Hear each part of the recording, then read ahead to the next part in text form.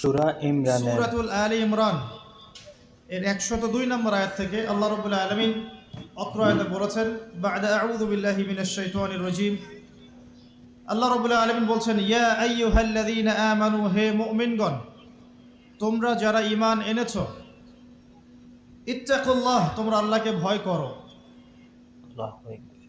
ওয়ালা তামুতুন্না ইল্লা ওয়া আনতুম মুসলিমুন। এর আগে আল্লাহ পাক বলছেন, হাক্কা তুকাতিহ, ভয় করার মতো করে ভয় করো, ওয়ালা তামুতুন্না ইল্লা ওয়া আনতুম মুসলিমুন, পরিপূর্ণ মুসলিম না হয়ে কেউ মৃত্যুবরণ করো না। আল্লাহ পাক এখানে মুমিনদেরকে বলছেন, ইয়া আইয়ুহাল্লাযীনা আমানু, হে মুমিনগণ। কারা মুমিন?